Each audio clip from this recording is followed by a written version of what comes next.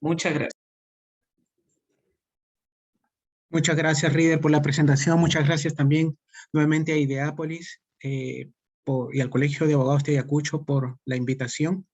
Esta segunda sesión que me toca hoy estar ante todos ustedes. Agradecer también a todos ustedes por el hecho de estar presentes en un viernes por la noche, que sé que es difícil para muchos, en la medida que trabajamos y sé es un poco complicado, ¿no?, estar hasta estas horas.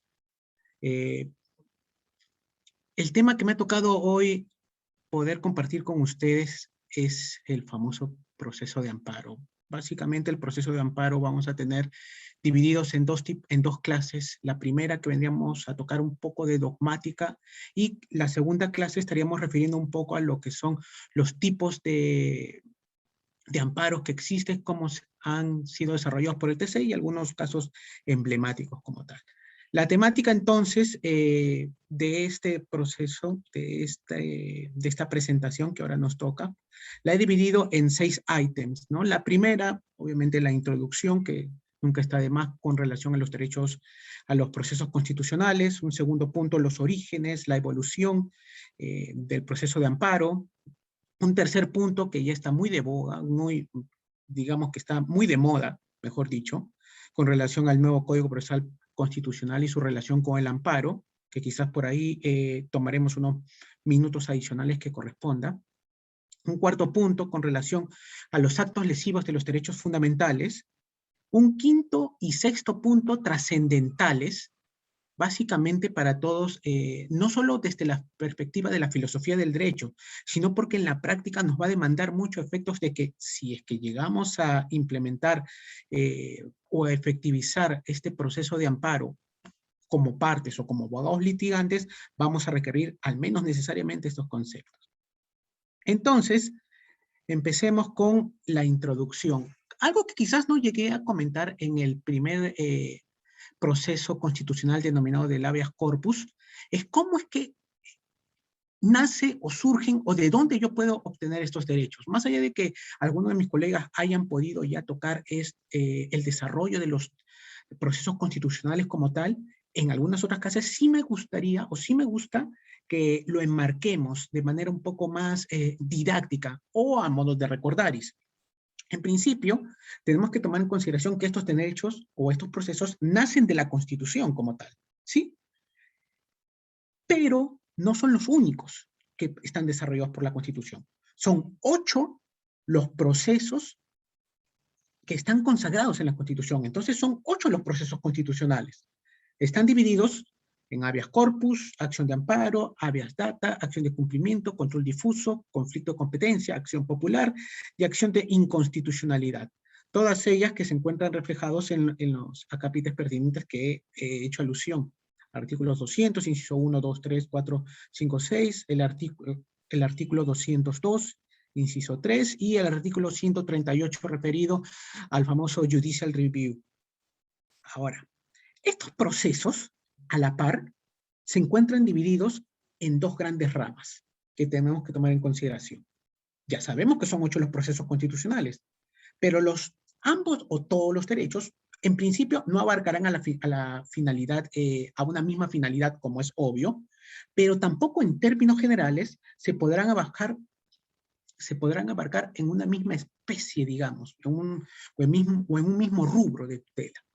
Y es que ahí es donde aparecerán estos tipos de tutela o estos 2 tipos de rubro, las que se encuentran direccionadas como acción de control constitucional o de control orgánico como tal, y las acciones de garantía constitucional o de jurisdicción de la libertad, como lo señalé en la clase pasada acuñado por el profesor Mauro Capelletti. Los procesos de jurisdicción de la libertad estarán invocados por la acción de amparo, habeas corpus, habeas data, acción de cumplimiento, mientras que los de control orgánico, los de control constitucional, se encontrarán referidos al control difuso, al conflicto de competencias, a la acción popular, la acción de inconstitucionalidad.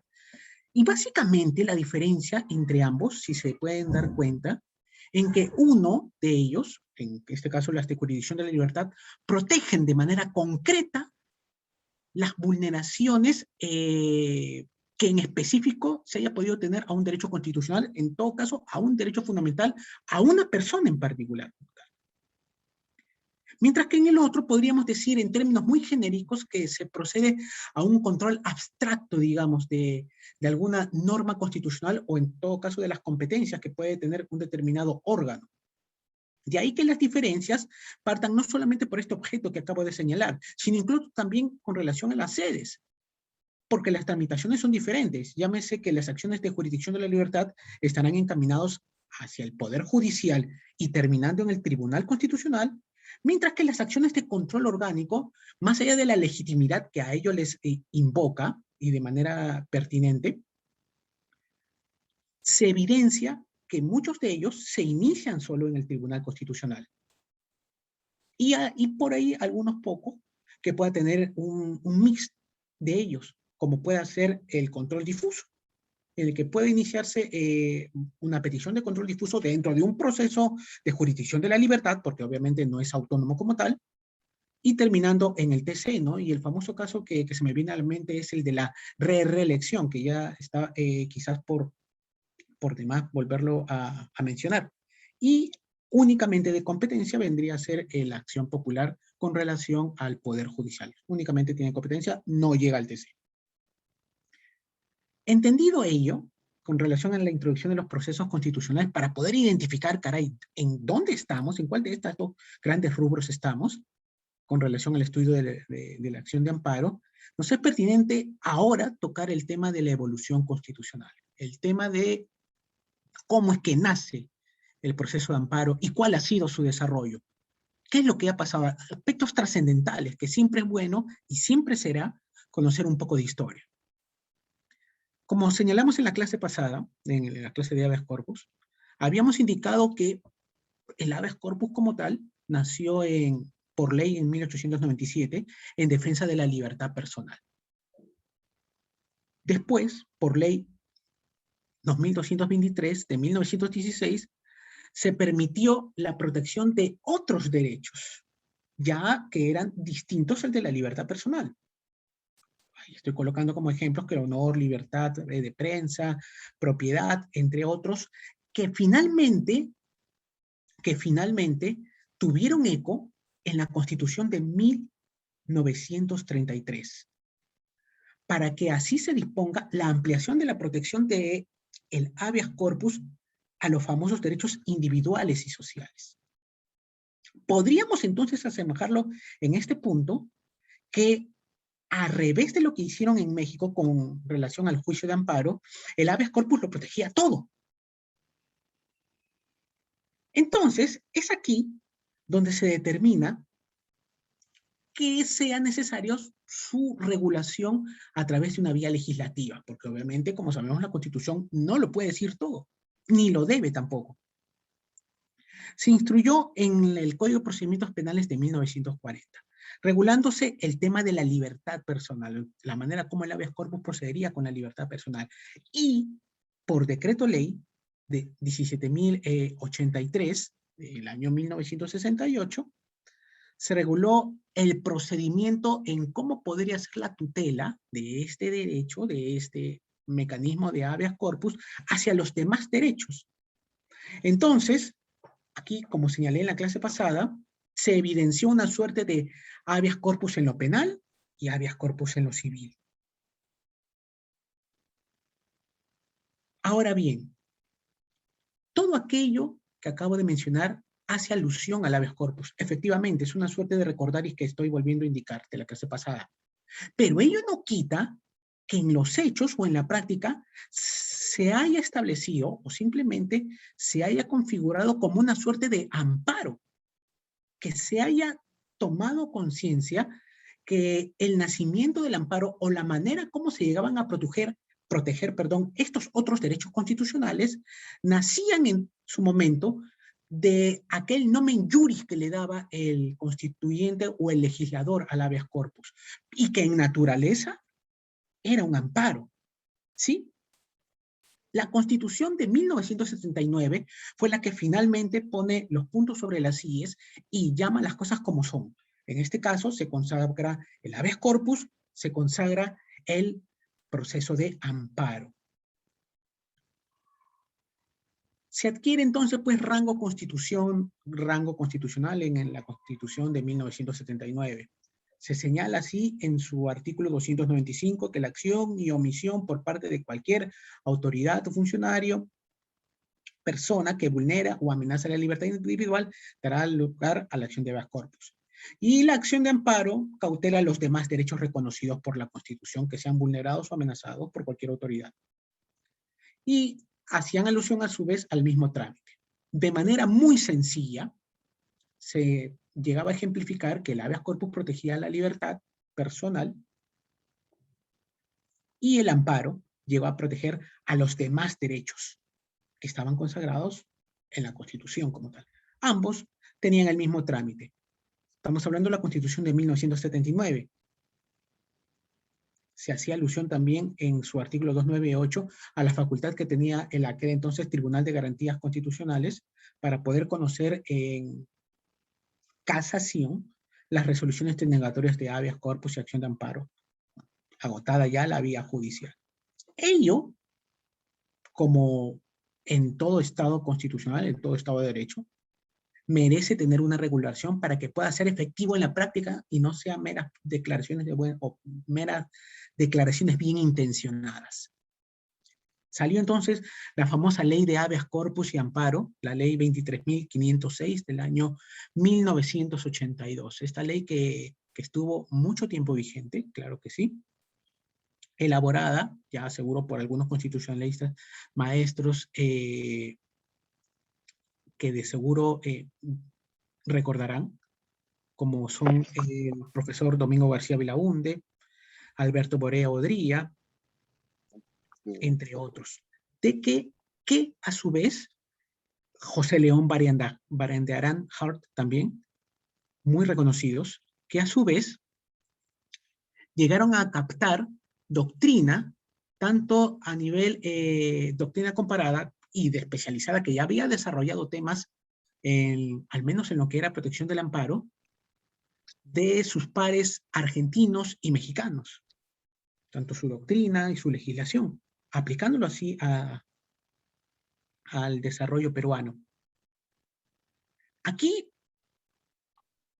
debemos hacer una pequeña, no pausa, sino un pequeño paréntesis, y aunque propiamente no se desarrolla o no es el tema del desarrollo legislativo como tal, sí nosotros podemos mencionar o sí nosotros podemos tomar en consideración algunos otros aspectos que llegaron a enturbiar un poco el proceso de amparo.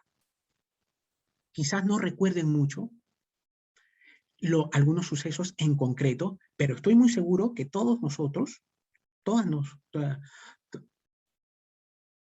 los que estamos ahorita en el aula, hemos llegado a escuchar el tema del famoso golpe de Estado del 5 de abril de 92, perdón.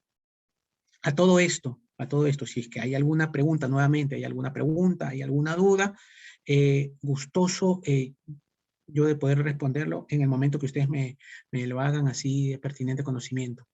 Y a su vez también, al último, cuando lleguemos a terminar la sesión de hoy, claro está, ¿no? Cerrando esa pequeña nota, continuamos con el tema de la...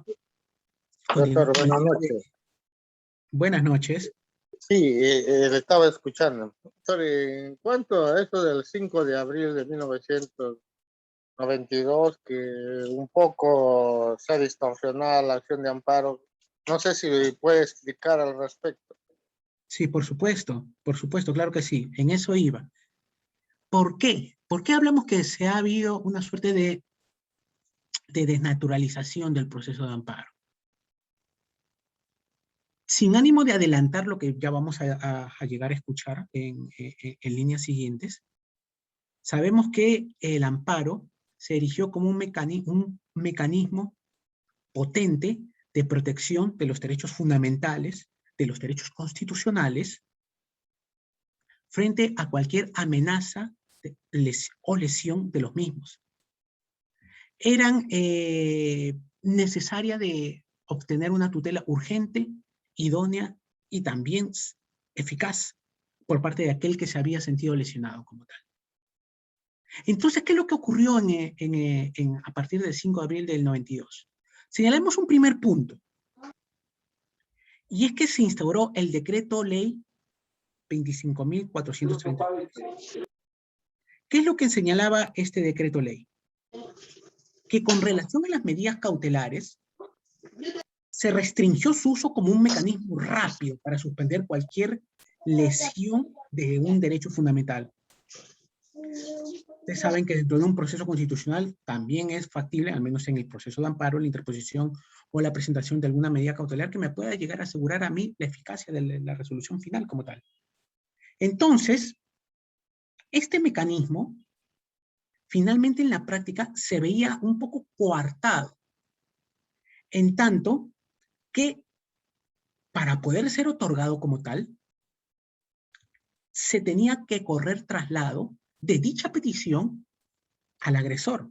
Es decir, el agresor sabía qué es lo que le podía venir una medida cautelar. O sea, el hecho que pueda ser inesperada o el hecho que pueda tomar por sorprendido la parte que viene agraviando el derecho, desapareció. Inaudita parts, ¿no? Este término. Pues no, simplemente se tenía que correr traslado. Y a su vez se tenía que formar con participación del Ministerio Público, que implicaba que cuando se tenga convicción, el juez pueda emitir un pronunciamiento, ya sea descartando la petición con relación a la obtención de la medida cautelar o simplemente declarándola fundada. Pero en el mejor de los casos, si lo declarase fundada, se emitía apelación y la apelación era con doble sentido o con doble efecto, que implicaba que, en resumidas cuentas, sea concedida con efectos. La resolución, en buen sentido, no podía cobrar efectos sino hasta que el superior jerárquico llegase a confirmar la resolución o en todo su defecto la revocaba como tal, ¿no? Entonces, si eso fuese poco, en la mismo decreto ley se establecía una suerte de, no digamos advertencia, sino hecho directo para aquellas autoridades jurisdiccionales o del Ministerio Público que si se atreviesen a desacatar dicho mandato, serían sujetos de un proceso por destitución, sin perjuicio de los cargos penales o las denuncias penales que podrían ir en su contra. Pero este es uno de los temas. A ver. Ahora, esto es lo más grave, doctores, doctoras, y quizás muchos no lo recuerdan, pero en aquella época, y estoy hablando cuando ya se había disuelto el Congreso, claro está, cuando se desactivó el Tribunal de Garantías Constitucionales, se cesó a los magistrados, ya no teníamos un tribunal constitucional, digamos, porque era un tribunal de garantías constitucionales, se expidió también muchos decretos leyes, muchos, y que los estoy colocando como tal, donde se evidenciaban bastantes actos arbitrarios. Actos arbitrarios que consistían, por ejemplo, en el nombramiento o la eliminación de requisitos específicos para poder acceder a un cargo jurisdiccional. Se eliminó también y se dejó sin efecto el nombramiento de varios magistrados, incluso de la Corte Suprema. Y aquí lo grave con la relación al amparo es que se prohibía expresamente la interposición de esta garantía constitucional, bajo responsabilidad del que lo pueda admitir. Finalmente, algunos de estos actos arbitrarios llegaron hasta el Tribunal Constitucional, no llegaron hasta el Tribunal Constitucional, llegaron hasta la Corte Interamericana, allá por 2005, 2006 aproximadamente. Y al final se ganaron, ¿no? O se estableció, mejor dicho, un acuerdo conciliatorio con el Estado parte porque se sabía que se había cometido una irregularidad terrible. Recién, pues, en el año 96 se creó el Tribunal Constitucional y se eligieron a sus 7 magistrados. Y es ahí donde recién, hasta ese punto, desde el año 92, cualquier persona recién podría tener derecho a recurrir en última instancia de grado ante el órgano de cierre como era el Tribunal Constitucional. Entonces, caray, si hubo limitaciones, por no decir o enfáticamente mencionarlo, desnaturalizaciones del proceso. Posteriormente, se dio la Constitución de 1993, vigente que todos conocemos, y en el que se refirió a la acción de amparo como tal, ¿no? Que ya hemos señalado, procede ante el hecho u omisión de parte de cualquier persona que lesione o amenace de vulnerar algún derecho reconocido en la Constitución, que no sea obviamente los que ya sean protegidos por el habeas corpus. Se señalaba también que no proceden contra normas legales ni contra resoluciones judiciales emanadas de un procedimiento regular, pero que ya ha sido superado largamente por la doctrina y que vamos a analizar en la siguiente clase. Se establecía también la atribución del Tribunal Constitucional de poder conocer en última y definitiva instancia las acciones denegatorias de los procesos de amparo y habeas corpus. Finalmente, en el año 2004 nació este insigne catálogo procesal reconocido como el Código Procesal Constitucional del año 2004, que unificó las diversas leyes o disposiciones que regulaban estos procesos constitucionales, estos procesos de control, estos procesos de jurisdicción de la libertad, en uno solo, ¿no? Los mismos que tuvieron vigencia, entre comillas, porque ya lo hemos hablado en la clase pasada, básicamente el nombre de nuevo se debe a una cuestión, digamos, estrictamente formal en el Congreso, dado en el Congreso, porque el proyecto, como ya les había mencionado, era una suerte de ley que implicaba la modificación de diversos artículos del Código, da como inicio a que ahora en fines de julio de este año nazca el famoso Código Procesal Constitucional del 2021, que en sí, digamos, no quebranta las antiguas reglas del Código Procesal Constitucional del 2004, sino que las viene a complementar, las viene a profundizar en algunos supuestos en base a la doctrina, pero más que todo a la jurisprudencia del Tribunal Constitucional, a tratar de pretender que realmente los recursos sean efectivos dentro de un proceso que sea sencillo, idóneo, ¿no? Y que también sea eficaz a la par. Esa fue la búsqueda de hacer que el litigante vea posibilitada la satisfacción de poder estar dentro de un proceso constitucional y que se le escuche. Y que pueda obtener de él, de este proceso, un pronunciamiento favorable, en el mejor de los casos, claro está, porque toda persona va a un proceso judicial porque tiene intención que se le tutele el derecho, no va simplemente para tentar suerte, o en todo caso, esa no es la regla y no debería serla. Y esa fue la finalidad en muy escuetas palabras con relación al nacimiento de este nuevo Código Procesal Constitucional, que como ya vuelvo a indicar, no es que desconozca las reglas anteriores, no las hace, modifica algunas cuantas y precisa muchas más. Digamos que es un complemento mayor, una precisión, entre comillas, mucho más fina de lo que haya sido en el Código Procesal Constitucional del 2004, ¿no? Aunque siempre hay voces en contra que señalan algunos aspectos que debieron ser mejor corregidos, o en algunos casos que atentan contra otros principios u otras finalidades que también se protege en la Constitución, o incluso algunas otras competencias. como serían la del Tribunal Constitucional, que ya lo vamos a ver más adelante. Entonces, entremos un poquito al tema de los alcances del nuevo Código Procesal Constitucional en materia de amparo. En la anterior clase vimos algunos aspectos relacionados con el proceso de habeas corpus, pero unas pinceladas.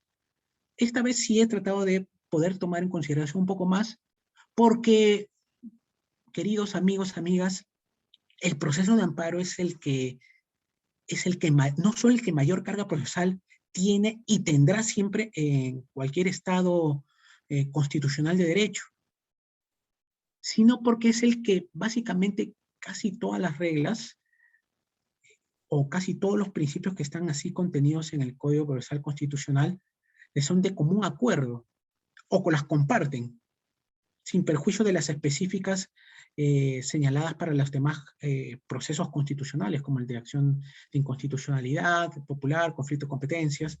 Siempre digamos, sin menospreciar, obviamente, pero siempre el mayor bagaje y siempre la mayor carga, no argumentativa, sino doctrinal, el mayor cúmulo de posiciones encontradas la vamos a hallar en el proceso de amparo, incluso más que en el habeas corpus. Es más, en México, si es que más no me equivoco, existe una maestría que solamente se dedica o que tiene como referencia el estudio de la acción de amparo. Entonces, es algo que meritúa de ser tratado un poquito más al detalle, al menos en estas reglas procesales que, si es que deseamos ejercerlas, debemos de conocer y ver qué tanto se ha cambiado y qué no se ha cambiado. Sin mucha más introducción, analicemos con relación al título preliminar, ¿no? Con relación a los fines de los procesos, ¿no? El artículo 2, y hago un paréntesis, obviamente no voy a mencionar todos los artículos, y los que no menciono es porque obviamente se repiten en el Código Procesal Constitucional del 2004 y que ya conocemos y es que está de más por decirlo. Trataré de señalar algunos otros que sí se han implementado y a hacer un pequeño cuestionamiento a ellos, o en todo caso una suerte de pequeña crítica, si es pertinente. Con relación al título preliminar en su artículo 2, sabemos cuáles son los fines de los procesos, ¿no? Garantizar la efectiva vigencia de los derechos constitucionales, pero el nuevo Código Procesal Constitucional añade algo, y esto es que también buscará la protección de los derechos en los tratados internacionales sobre derechos humanos. O sea, la búsqueda de los derechos humanos también será materia de protección en este Código Procesal Constitucional, incluso,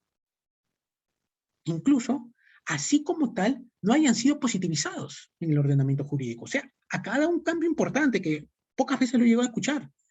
Me imagino que porque se sobreentiende, pero se da un vuelco. El Código Procesal Constitucional de ahora en adelante ya no garantiza la vigencia efectiva solo de los derechos constitucionales, sino también de los derechos humanos y de los tratados sobre los derechos humanos, así como también los principios de supremacía y fuerza normativa de la Constitución. Haciendo un pequeño paréntesis, recordemos que los principios de interpretación constitucional, que me imagino ya han sido estudiados o ya les han dado clases sobre ellos, del famoso caso Lizana Puelles, se traen, ¿no? Los principios de concordancia práctica, corrección funcional, fuerza integradora, fuerza normativa, principio de unidad de la Constitución, pero aquí el legislador instauró como principios, como vigencia o garantía de los procesos constitucionales, el respeto o la efectividad de los principios de supremacía y fuerza normativa de la Constitución. El hecho de acentuar con tilde en la I de la supremacía de la Constitución, el hecho que esté por encima en todo el ordenamiento jurídico y que a su vez sea vinculable a todos. Me parece que aquella locución, más allá que no haya sido dispuesta en el anterior código, se podría subsumir o se podría encontrar con el hecho de que se garantice la vigencia efectiva de los derechos constitucionales, pero el legislador lo quiso así dejar precisado de manera detallada, ¿no? En el artículo 3 se hace alusión a los principios procesales que nosotros ya conocemos: impulso de oficio, actuación inmediata, actuación de la adecuación de las formalidades a los fines de los procesos, la socialización del proceso, la economía procesal, la celeridad, la gratuidad. Y aquí hay un ítem que sí es nuevo, y esto es que con relación a las personas jurídicas que interpongan demandas contra resoluciones judiciales, el principio de gratuidad no se les aplicará. Y acá se ha originado una suerte de controversia, ¿no? Que se está haciendo una distinción, ¿no? Posiblemente, ¿no? Pero partamos cuando analicemos el tema del derecho de la igualdad o el principio de igualdad, que se tratan igual a los iguales y diferente a los diferentes, ¿no? Este principio de que no es tratar de manera igualitaria per se y de manera tan radical a todos, ¿no? Sino establecer cuáles son las características pertinentes en cada caso y ver si es que se cumplen, ¿no? Ver si es que se cumplen. A fin de establecer que ese trato diferenciado no es arbitrario.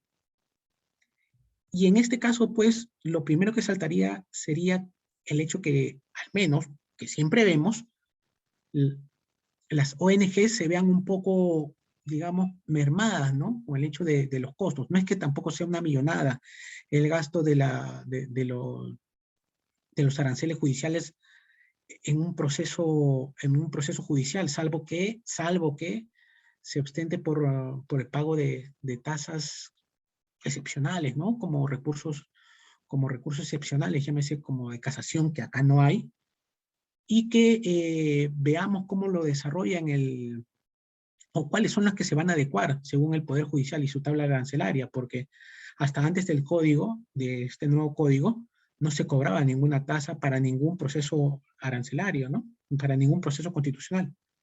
Obviamente, este precepto de la gratuidad, y es ahí cuando yo les digo que marcar la diferencia y marcar la diferencia y no establecer a rajatabla el principio de igualdad, será con relación a estas empresas, ¿no? Digamos Telefónica, digamos Scotiabank, Cencosud, yo qué sé, ¿no? Que puedan interponer una demanda para, porque le están habilitadas como tal estas empresas, claro que sí, porque también ostentan derechos fundamentales, que se equipare a una persona de escasos recursos económicos, ¿no? O un trabajador. Definitivamente el hecho de mermar el pago de una tasa que me parece que puede estar 4, 5 soles, no va a ser lo mismo frente a esta otra empresa, ¿no? El artículo 5 del título preliminar señala el amicus curiae. Esto también ha generado todo un revuelo. Nosotros conocemos que el amicus curiae es el amigo de la corte, que ingresa a la corte de manera voluntaria para hacerse presente con relación a un caso en particular y brindar a la corte su opinión o su expertise sobre un tema que este es su conocimiento. Y así se ha venido tratando, hasta que ahora el nuevo código ha establecido esta diferenciación con relación al amicus curiae, y es que ya no va a ser de propia voluntad que se pueda acercar al proceso, sino más bien que sea a pedido, o en todo caso, a petición del órgano jurisdiccional. Yo voy a invitar, en casos en que vea que el asunto sea muy complejo, o en casos donde se determine una cierta especialización de un tema, o de conocimientos técnicos en algo en particular, ¿no? Pero para ello, obviamente, voy a tener que tener una determinada base de datos para saber quiénes son los expertos, ¿no? Se tendría que llegar a configurar ello. A su vez, estas personas que yo voy a tener que invitar van a tener un determinado requisito, y es que no puedan tener, no, obviamente no sean parte en el proceso, ni mucho menos tengan interés, que tengan reconocida competencia, su opinión no es vinculante, y su admisión obviamente corresponde al juez, ¿no? No estándole facultado a la interposición de ningún tipo de recurso, ¿no? Y esto tiene algo lógica, porque muchas veces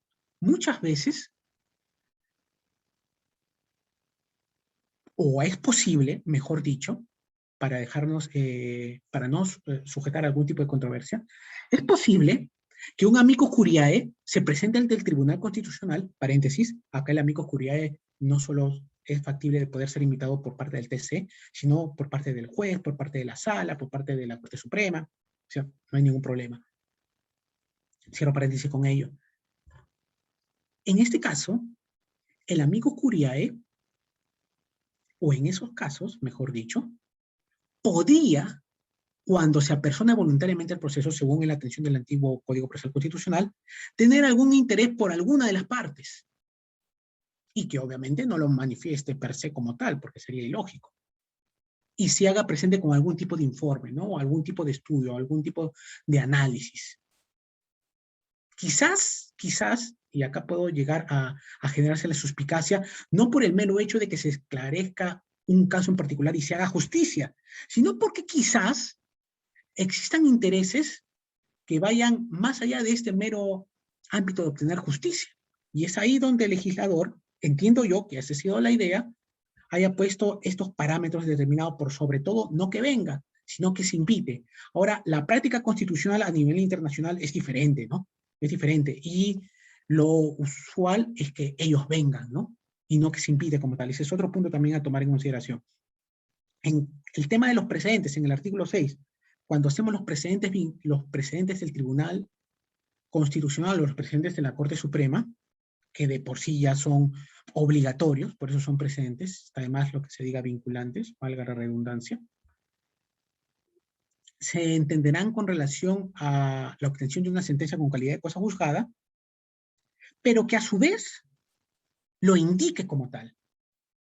Indique como tal el órgano de cierre, que es un precedente que formule la regla, porque obviamente vendría a ser una regla normativa la que la va a generar, una regla, digamos, para el proceso, para agilizarlo, y a su vez que precisen los efectos normativos, algo que también está recogido en la jurisprudencia del mismo TC.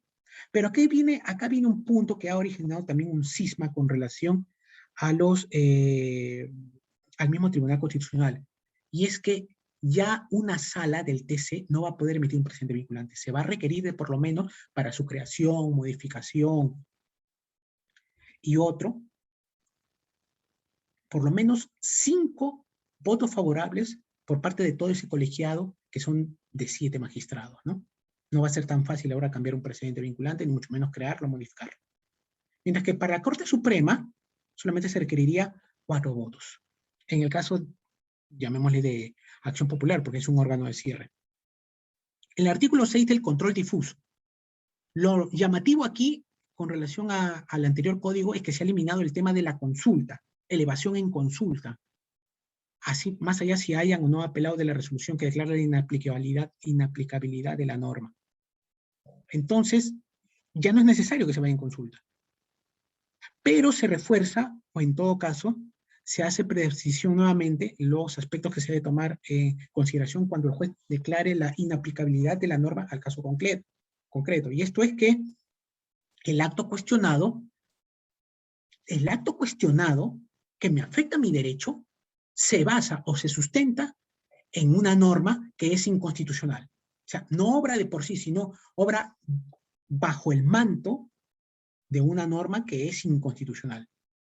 Y que a su vez este acto tiene que tener relación directa y principal con el caso. No es que sea algo secundario como tal, que es accesorio al proceso, sino es algo medular. De ello va, es el tronco de la afectación. Y a la par, que sea incompatible con la Constitución, obviamente, la interpretación que vaya a hacer el magistrado. A su vez, como último, no será viable la misma cuando, en relación a la petición de la Judicial Review, no será viable cuando se haya determinado por parte de la Corte, por parte del Tribunal Constitucional, o en todo caso de la Corte Suprema, la constitucionalidad de dicha norma. Aquí hay un punto que sí me atrevo nuevamente a mencionar, porque también lo señalé en la clase de habeas corpus, es que se ha dejado sin efecto aquella disposición del título preliminar que señalaba la facultad del iure nove curia y del principio de suplencia de queja. No está, ha sido eliminado. Es un poco extraño, dado que lo que se tutela o lo que se está protegiendo no son cualquier tipo de derechos, sino obviamente los derechos fundamentales. Estos los que, como ya mencioné en la clase pasada, evidencian una máxima jerarquía, importancia, relevancia, efectividad, ¿no? Aquellas facultades que permitían que el juez pueda aplicar el derecho que corresponda frente a algunas omisiones, frente a las omisiones que tenga el legislador, perdón, que tenga el demandante. Sin embargo, el hecho que se haya eliminado no significa que no pueda ser aplicado. Y es que por vía integración que se encuentra regulado en el apartado de la acción de amparo, por vía integración, no recuerdo ahorita el artículo, como también a lo dispuesto en el artículo 8 del mismo título preliminar, el siguiente, sí se podría entender la aplicación de principios constitucionales, claro está. La vía integración en la medida que un juez puede llegar con solución, observarse algún tipo de omisiones, entiéndase, y aunque no es así de tan preciso, omisiones que se puedan haber realizado quizás en la demanda, ¿no? Con relación al artículo 8 del título preliminar, señala que la interpretación de los derechos humanos y de los tratados internacionales deban ser a la par con relación a los derechos que están protegidos en el Código. En pocas palabras, se está haciendo alusión, digamos, a una suerte de parámetro de interpretación de cara con lo que se encuentra consagrado, no solo en tratados internacionales sobre derechos humanos, sino también en lo que se encuentra así descrito por las cortes supranacionales que generan protección de derechos humanos. Y aquí hay un punto que, sin ánimo de extralimitarme,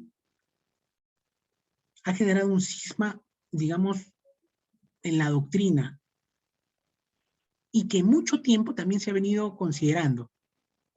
Y es, ¿qué lo que pesa más? ¿La Constitución o un tratado? Se entiende que en ambos casos el Tribunal Constitucional ya dejó zanjado el tema, ¿no? Formaría parte entonces del bloque del contenido constitucionalmente protegido también ellos.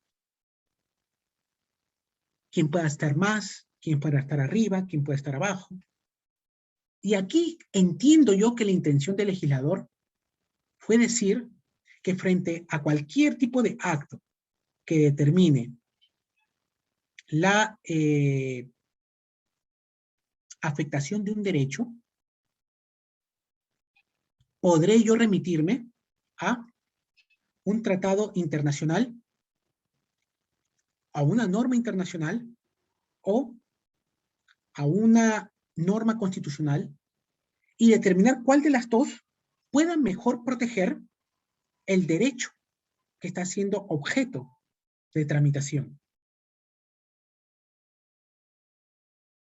Cualquiera de las dos, pero que el mejor proteja, será aplicable para la interpretación del acto sujeto a control. Esto tiene un punto de vista meritorio de ser tomado en cuenta, porque siempre se busca que el principio pro homine esté presente en todo tipo de acto, que busque la mayor efectividad en cuanto a el ejercicio de un derecho fundamental, definitivamente. Es más, recordemos que la Convención Interamericana de Derechos Humanos, así como la jurisprudencia de la Corte, establece unos mínimos de protección. ¿Sí?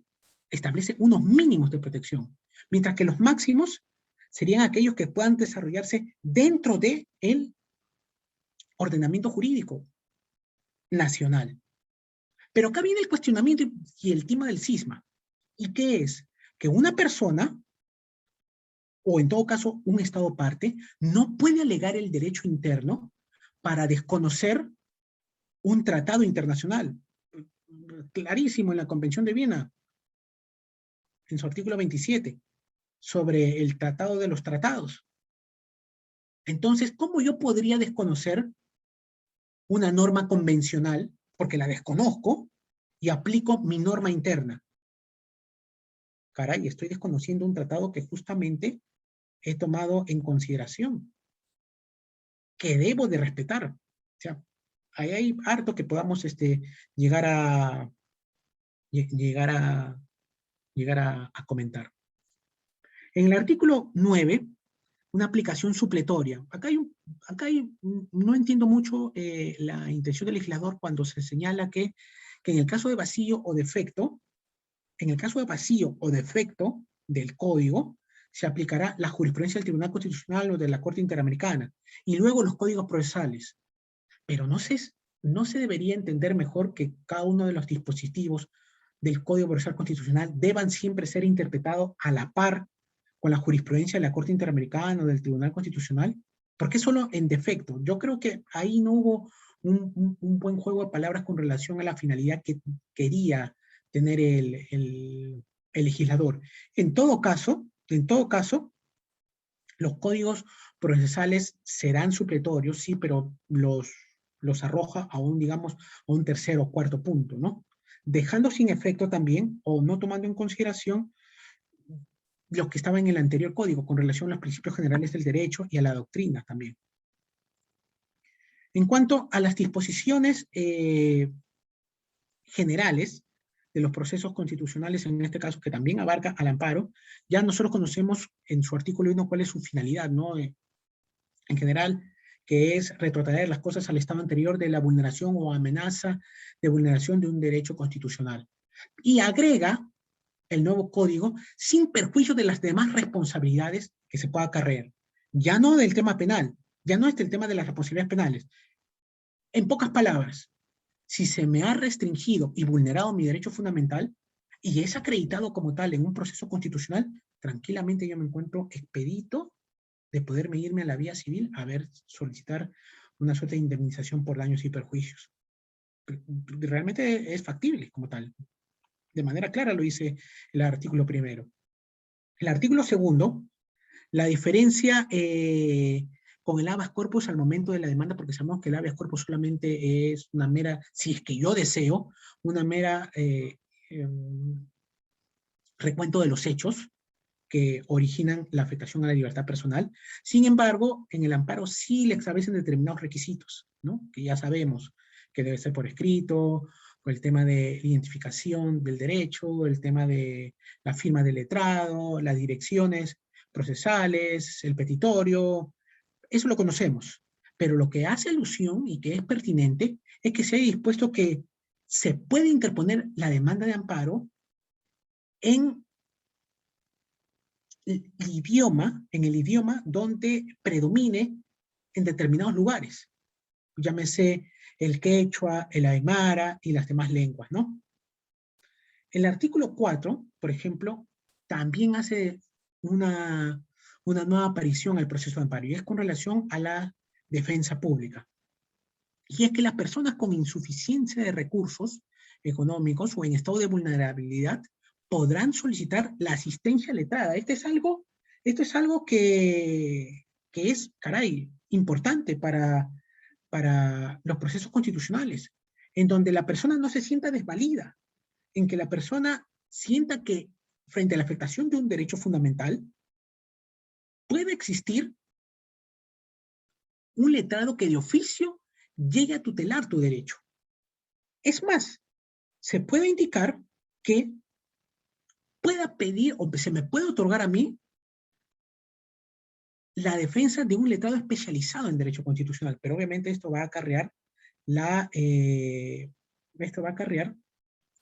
un presupuesto adicional que debe asumir el Poder Judicial, ¿no? La representación del Estado en el artículo 5. ¿Qué es lo que señala? Con la aparición del procurador público. El procurador público será aquella persona que, como estaba en el anterior código, que llegue a defender los intereses del Estado, del servidor o del funcionario público. Sin embargo, acá viene una diferencia con el anterior código. Así que, por ejemplo, en una demanda de amparo, no será necesario notificar de la resolución a los demás jueces. Y no lo será porque muchas veces ellos generaban la dilación del proceso, ¿no? Y se ha determinado que no sea meritorio su declaración, no sea meritorio el traslado de la notificación con el emplazamiento de la demanda.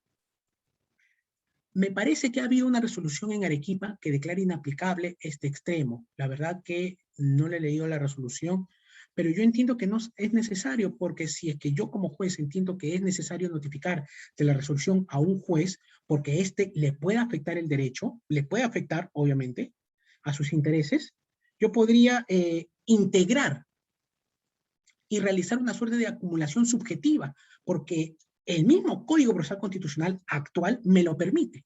Entonces no habría ningún inconveniente, creo yo, si es que el juez lo considera como tal, ¿no?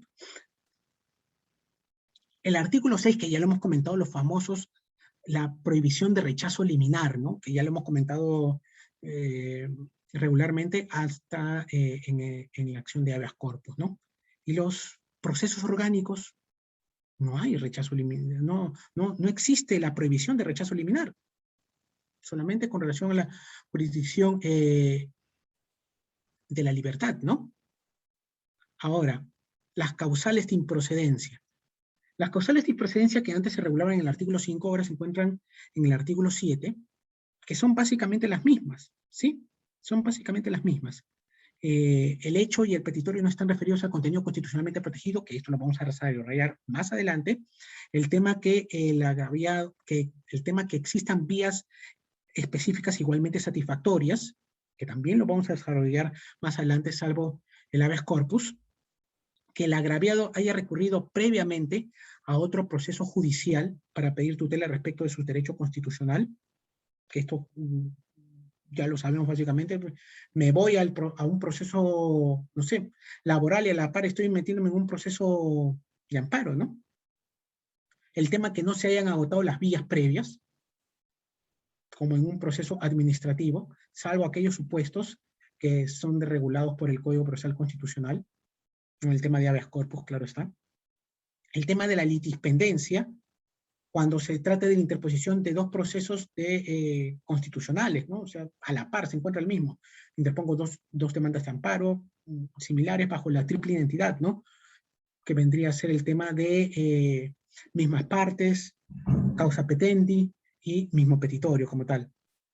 Y el tema de los conflictos constitucionales, que quiere decir que entre las partes de los poderes del Estado, como a su vez entre los organismos públicos, cualquier tipo de conflicto constitucional que verse sobre entre ellos, o entre algunos de los poderes del Estado y viceversa, deba mejor delimitarse por la vía que es más adecuada, como podría ser el conflicto de competencias o en todo caso la acción de inconstitucionalidad. Pero que hay un punto que quiero tomar en consideración y que quizás tanto el código no lo ha señalado, y es que nosotros podemos ver que en la praxis existen demandas de amparo, incluso pocas veces he visto, o casi nunca he visto con relación de un habeas corpus, pero sí de amparo de determinadas entidades de la administración pública, llámese la SUNAT, llámese el Banco de la Nación, llámese alguna municipalidad como tal, que determinan la factibilidad de la interposición de una demanda de amparo contra un determinado acto en concreto,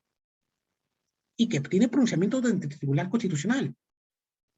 Pero no es no solo una persona jurídica de derecho privado, sino es una persona jurídica de derecho público, es un órgano del Estado, es un organismo del Estado.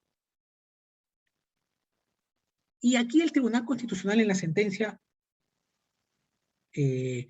1407 del 2007 determinó que existe la titularidad de algunos derechos fundamentales para estas personas jurídicas, siendo entre ellas, por ejemplo, el del debido proceso legal y la tutela judicial efectiva. O sea, sí sería meritorio a efectos de habilitar la legitimidad de esta persona. Por último, también se encontrará como causal de improcedencia la eliminación, que el plazo haya prescrito como tal, ¿no? Salvo en los procesos de habeas corpus. Y aquí se deja sin efecto ya los temas que ya han venido tratándose en el anterior código, no por vía legislativa, sino por vía jurisprudencial, dejándose de lado sin efecto la causal de improcedencia que determinaba el cuestionamiento a una resolución judicial recaída en otro proceso constitucional, ¿ya? Porque ahora sí se habilita, o siempre se ha habilitado, según la jurisprudencia, el amparo contra amparo, el habeas corpus contra habeas corpus, el amparo contra una resolución de habeas corpus, que en su momento comenté en la clase pasada y que también vamos a desarrollar en la siguiente clase. También el tema de los procesos constitucionales, un amparo contra una resolución de la Junta Nacional de Justicia, o de que entonces era el CNM, o contra las resoluciones del Jurado Nacional de Elecciones, ¿no? Simplemente se han dejado sin efecto, y es porque, claro está, no existe islas de control constitucional, ¿no? O sea, no habría ningún inconveniente con ello. En tanto, en el artículo 8, regula el tema de la procedencia del amparo, o basado en actos lesivos, ¿no? En las normas, amparo contra normas. Y acá hay algo importante que quizás ya ha dado un importante vuelco en la doctrina. Y es que antes los amparos podrían ser interpuestos contra normas autoaplicativas, o sea, que su aplicación sea inmediata, que no requiera ningún tipo de regulación, que sea manifiesta y efectiva la vulneración del derecho constitucional, del derecho fundamental. En este caso, el requisito de firmeza, el requisito que sea autoaplicativa no se dará porque simplemente ha sido eliminado. Entonces, es indiferente si es autoaplicativa o heteroaplicativa como tal. El artículo 9 es relacionado al amparo contra la resolución judicial. Y es el clásico agotamiento demostración de la resolución judicial firme. Obviamente esto también lo vamos a tratar en la clase siguiente, pero la resolución judicial firme, por lo menos, ¿qué debe evidenciar? Entiendo yo que van a ser dos cosas. La primera, que contra ella, y lo que conocemos de manera muy formal, que se haya cumplido con agotar todos los recursos que contra ellos se pueda generar, ya sea los ordinarios o los extraordinarios, da igual que los dos de manera copulativa, y a su vez, y esto es importante, que la vulneración del derecho fundamental que yo estoy alegando en sede constitucional también haya podido ser objeto de materia, de debate en la sede ordinaria, que yo haya dicho, caray, por si acaso, juzgador del Poder Judicial, acá se está vulnerando mi derecho a la propiedad, mi derecho a legítima defensa, y no me estás haciendo caso. Eso también se tiene que tomar en consideración, a menos claro que en el órgano de cierre de la Corte Suprema, que vendría a ser la Corte Suprema, se vulnera algún otro derecho fundamental recién en ese momento, al momento, perdón, valga la redundancia nuevamente, de emitir la sentencia que ponga fin a todo el proceso, ¿no? El artículo 11 hará referencia a la notificación de las casillas, casilla electrónica, que vendría a ser por regla, y por excepción alguna otra que lo estipule así el litigante como tal. El plazo, obviamente, para el cómputo es de un día para estas últimas, y para la notificación electrónica son 2 días. Apurándonos un poco más con el tema, acá vemos que el artículo 12 hace alusión a la tramitación del proceso del habeas corpus, de la acción de amparo. Como sabemos, va a ser una demanda que va a ser escrita. Si es inadmisible por algún defecto muy formal, se dará el plazo de 3 días para que pueda ser subsanada. Si no es subsanada, se archiva la demanda, no se declara improcedente. Luego la demanda, ni bien es tomada en el juzgado, en el caso no se observe algún tipo de cuestionamiento a su admisibilidad, se admitirá a trámite la demanda. Se fijará como fecha de audiencia 30 días como máximo.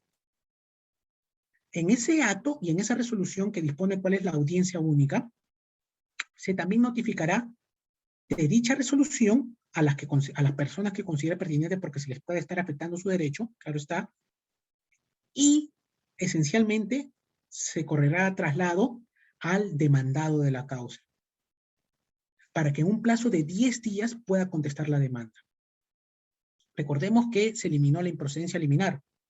Y acá hay un punto de quiebre que quizás sea también muy cuestionado, y es que la contestación de la demanda, con la contestación de la demanda, el juez puede, una vez contestada y leída, entendiéndose la contestación de la demanda, sin correr traslado, declarar nulo la audiencia única, y declarar improcedente la demanda. Es decir, se ha alargado esta facultad que tenía el magistrado, de rechazarla in limine a rechazarla después de contestada la demanda, y declarar sin efecto la audiencia única. Yo creo que en la práctica esto se va a generar, esto se va a dilatar.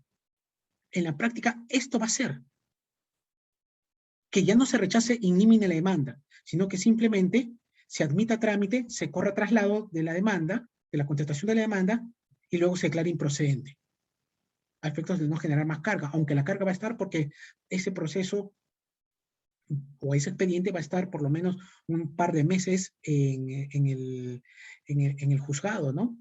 Cuando anteriormente podría estar unas cuantas semanas. Pero obviamente estamos especulando con relación a que pueda declarar y pueda generarse este abuso de la improcedencia, ¿no? Ahora ya no liminar, sino, digamos, ya iniciado el proceso, pero igual declarar improcedente, ¿no? Luego, la contestación de la demanda, si ello no es así, se corre traslado. En todo caso, se hace de conocimiento a la parte demandada, a la parte demandante, para que éste pueda absolver lo que considere pertinente, y en el caso también se haya podido formular excepciones para que formule sus descargos al momento de la audiencia única, pero la audiencia única no podrán establecer como un plazo máximo de 10 días desde que es notificada la parte demandante. Es decir, que el demandante por lo menos haya tenido 10 días como máximo, como mínimo, para poder estudiar del caso y llegar con 10 días de anticipación a la fecha de audiencia única. Después de ello, por leído, por escuchado a las partes, el juez lo que hará será, y si es que le ha generado convicción, sentenciar, emitir sentencia en ese acto, o si no, determinar la sentencia en un plazo diferido, que vendría a ser en un plazo máximo de 10 días. Y ahora, como una acotación muy rápida, quizás la toma de la contestación de la demanda sea porque al final el Tribunal Constitucional puede emitir un pronunciamiento de fondo y ya no determine la nulidad de los actos y que se retrotraigan a una primera instancia, como en algunas veces pasa, justamente por no haber sido notificado de la contestación de la demanda. Ahora, el ofrecimiento, con relación al artículo 3 y los ofrecimientos de los medios probatorios, que acá voy a acelerar porque me está ganando el tiempo, no requerirá de una actuación. Obviamente los medios probatorios no requerirán una actuación, porque se entiende que deben de ser de una actuación inmediata, o sea, no se requerirá de una suerte de actuación, de una suerte de etapa probatoria como tal, porque esa no es la finalidad del proceso constitucional. El proceso constitucional tiene que ser un proceso rápido, sencillo, eficaz como tal. Sin embargo, acá hay algo muy importante que ha agregado el nuevo código, y esto es que el juez podrá admitir a trámite aquellos elementos probatorios que sean de especial trascendencia o que sean trascendentales para la causa.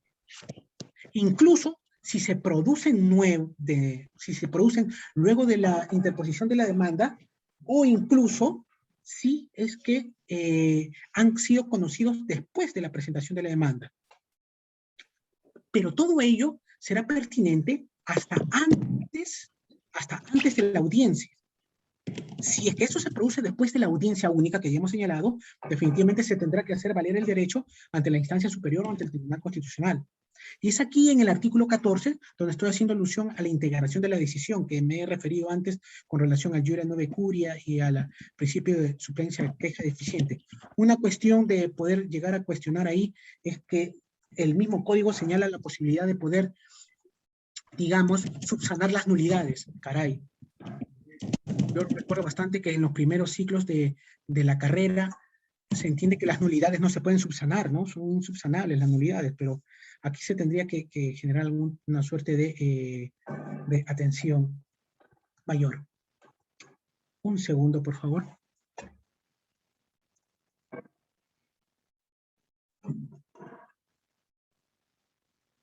Gracias. A ver, el artículo 18 y el artículo 19 con relación a la medida cautelar, ya conocemos cómo es su trámite.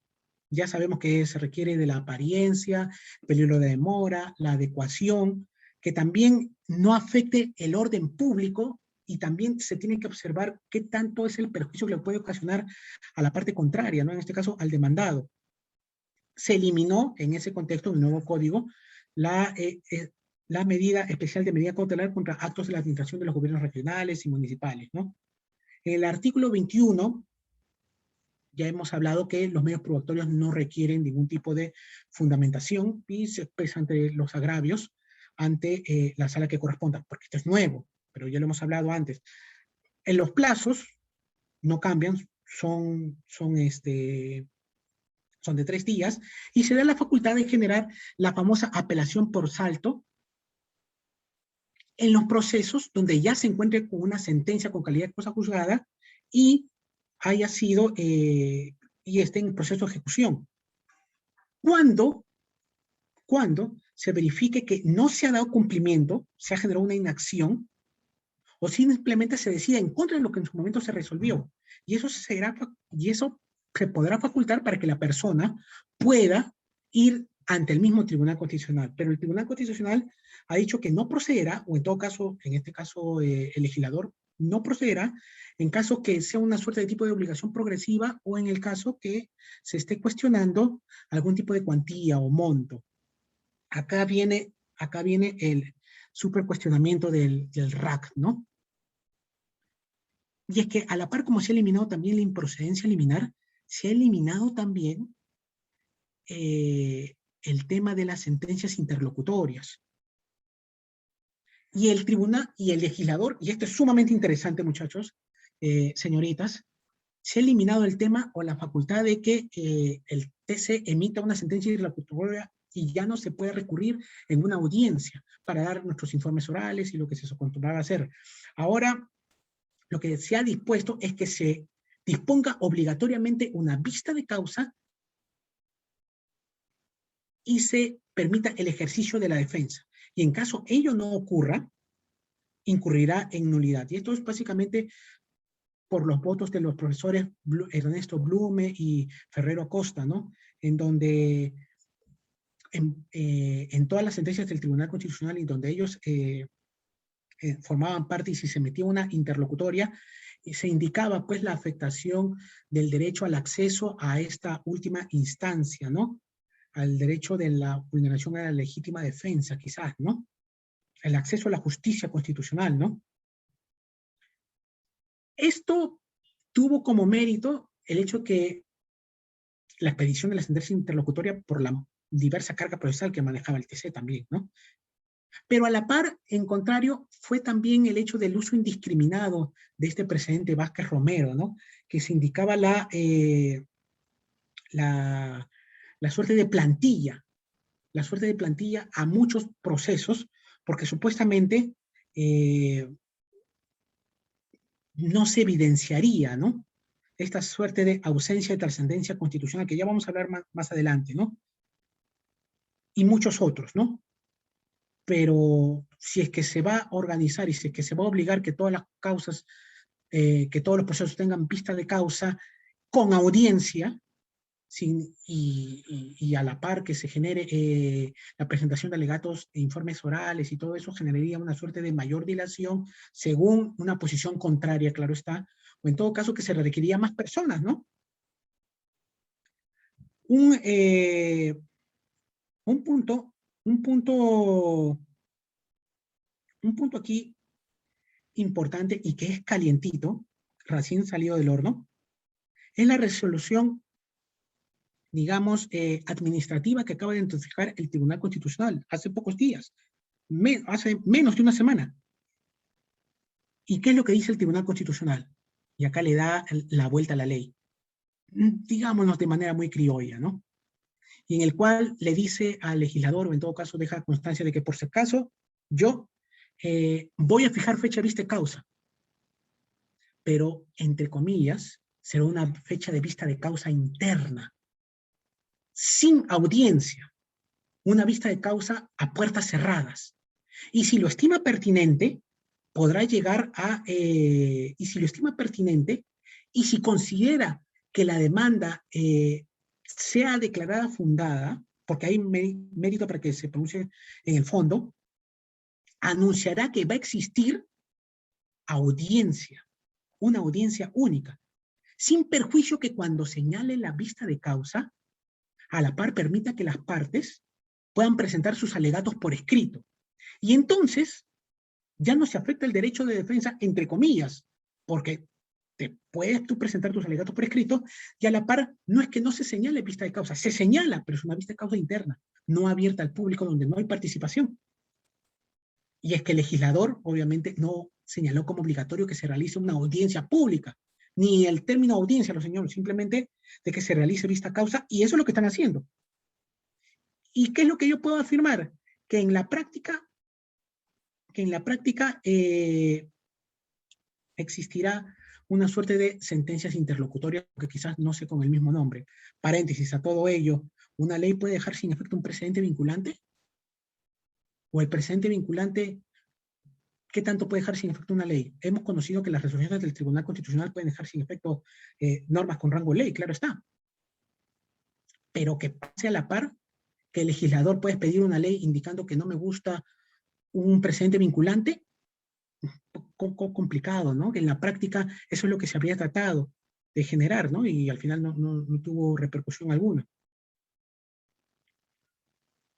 En las disposiciones generales del amparo, son las mismas reglas, se eliminan los acápites sobre la vulneración de los derechos difusos, la posibilidad de las entidades que pueden recurrir sin fines de lucro a la defensa de dichos derechos. Luego, el juez competente, que hemos determinado, va a ser mucho más amplio el espectro que un proceso de habeas corpus, en la medida que se puede generar el domicilio del agraviado, donde se generó la afectación del hecho, o en todo caso, a elección del demandante, si es que considera para el domicilio del demandado, donde se generó la afectación del hecho, en el domicilio del demandante, o a elección del demandante en el domicilio del demandado, donde domicilia al autor de los hechos. Un aspecto que ha cambiado bastante también es el tema de que el amparo contra la resolución judicial será interpuesto ante una sala de la Corte Superior, una sala constitucional, digamos. En segunda instancia será la Corte Suprema y terminará en el Tribunal Constitucional. Esto tiene su lógica porque muchas veces un juez unipersonal pocas veces podría dejar sin efecto una sentencia de la Corte Suprema, ¿no? Pero también trae como consecuencia algo negativo. Es la famosa suerte de choque de trenes, cuando el Tribunal Constitucional le enmiende la plana a una resolución de la Corte Suprema, ya sea de alguna de las salas constitucionales sociales permanentes o transitorias, y le enmiende la plana a la Corte Suprema sobre la correcta interpretación en la protección de un derecho fundamental. O sea, va a traer definitivamente un poco de chillido por ahí, al menos con alguna queja. El tema del agotamiento de la vía previa es el mismo, no me voy a detener a hacer ello. El tema de los derechos protegidos, para poder avanzar más rápido, que estoy súper atrasado. El tema de los derechos protegidos implicará que se protegen todos los derechos, salvo los que sean protegidos por el habeas y el habeas corpus, los demás derechos constitucionales. No se preocupen por ello, pues no hay ni siquiera la necesidad de memorizárselos porque son todos los demás los derechos que la Constitución consagra e incluso están dados de manera enunciativa, en mérito al artículo 3 de la misma Constitución Política. Pero a la par son recogidos algunos derechos que han sido dados por la jurisprudencia. En este caso, como por ejemplo en el artículo primero, y que estoy señalando algunos, el tema de las características genéticas, ¿no? No va a haber discriminación por el tema de características genéticas. Alguna enfermedad genética quizás, algún tema de quizás malformación o algún tema de algún síndrome, no será objeto como tal de algún tipo de discriminación, ¿no? Al desenvolvimiento de la personalidad, implicaría básicamente la concretización del derecho de la dignidad de la persona humana, ¿no? De manera muy sencilla, el tema del derecho a la dignidad de personas, no sufrir tratos humillantes, tratos degradantes, sin ningún tipo de discriminación, que me faculte a su vez la satisfacción de mis necesidades básicas, para que a fin con ello pueda yo desarrollarme libremente de la manera más conveniente y de acuerdo a mis intereses o mis convicciones que yo veo, que yo estimo pertinente. Pero para poder realizar ello se tiene que cumplir esos otros presupuestos que acabo de mencionar. Cuando se vea algún obstáculo, entiéndole yo de manera fáctica, es donde se podrá interponer la acción de amparo con relación al libre desenvolvimiento de la personalidad. En pocas palabras, te obliguen a hacer algo que tú no quieres. Y ello trae como alusión también el otro derecho que acabo de mencionar, el otro derecho que no lo he mencionado, que lo está, pero que está y que es nuevo, de protección, que es la libertad de conciencia y el derecho de objetar. Y con libertad de conciencia, automáticamente yo me retrotraigo a lo que podría ser la famosa objeción de conciencia. Algún acto que se me ha a mí ordenado de realizar y que yo no lo quiero realizar porque tengo unas determinadas convicciones morales, yo, ya sea motivos religiosos, éticos, y no lo quiero realizar. La objeción de conciencia, por ejemplo, cuando se presta, por ejemplo, el tema del servicio militar, ¿no? No porque yo no quiero no estar en estos conflictos bélicos, sino yo estoy en contra de los conflictos bélicos.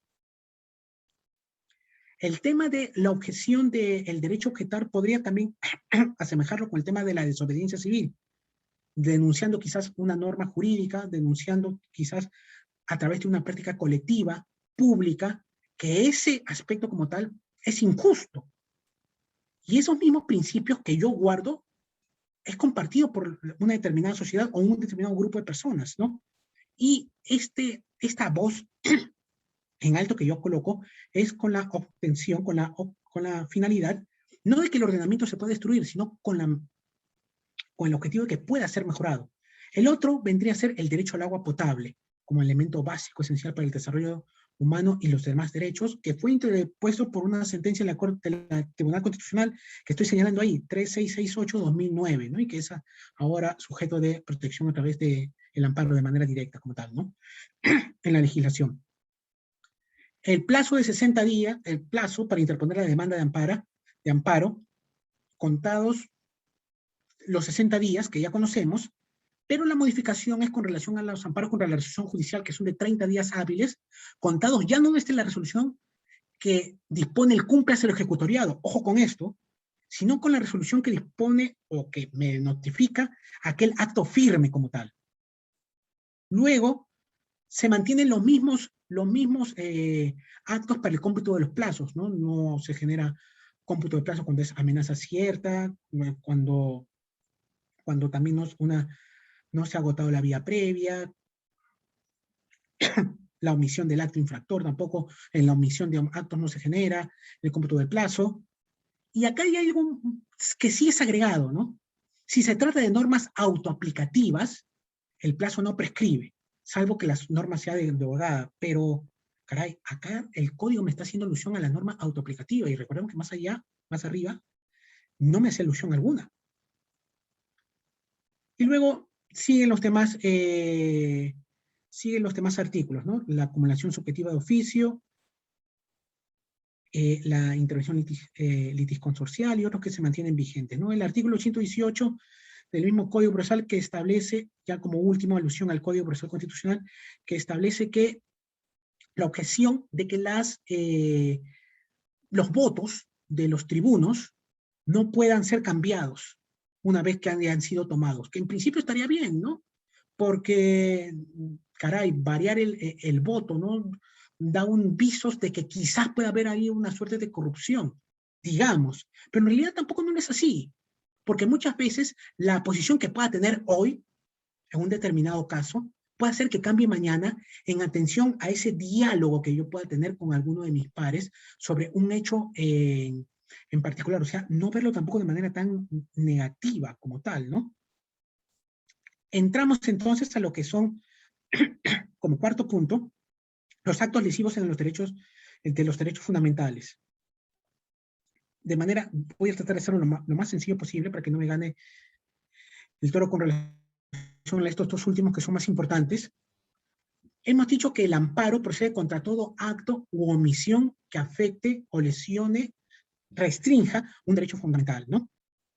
Este acto obviamente será el acto lesivo, que según el Tribunal Constitucional se estableció una suerte de requisito que tú acredites ese tipo de acto mediante una famosa prueba mínima, ¿no? Una prueba mínima que sea suficiente para decir, caray, sí existe, ¿no? Por ejemplo, si yo te digo que la resolución de la Corte Suprema me está vulnerando mi derecho a la tutela judicial efectiva, lo mínimo que tengo que hacer es agregar esa resolución, ¿no? Más allá que pueda quizás ser descargado, pero no es el objetivo. O el hecho de que me están quitando mi propiedad de manera arbitraria mediante una resolución que no ha establecido el justiprecio de una norma, por lo menos establecer esa norma, a pesar de que pueda ser de público conocimiento, ¿no? Pero son cosas que deben ser agregadas por parte del demandante. Ahora, cuando hablamos en este caso de los actos lesivos, diríamos que es en principio indicar que el derecho fundamental vulnerado o amenazado de vulneración y amparado por la Constitución política. Y de manera copulativa que este acto sea un acto lesivo, que afecte el derecho. Entonces, el acto lesivo será toda conducta, ya sea acción u omisión por parte de cualquier persona, pero que tenga conocimiento y voluntad de tal hecho, que finalmente llegue a amenazar o vulnerar los derechos fundamentales. Tiene que tener conocimiento, así como el dolo, ¿no? Como el dolo que se señala en el Código Penal, o a su vez como de negligencia inexcusable. Este acto lesivo, podemos decir que tiene dos tipos de contenidos. El contenido material y el contenido jurídico. De manera muy sencilla, el contenido material será aquel que yo pueda de manera objetiva visualizarlo. Son esencialmente fácticos, ¿sí? El contenido material será referido a la persona que realizó el acto, la persona que es la agraviada, sea cual sea la persona, ¿sí? Y a su vez la acción o la omisión específica. ¿Qué es lo que se ha generado el acto lesivo? Una determinada conducta, ¿no? Se ha privado de la libertad, me ha despedido arbitrariamente, ha emitido determinada resolución.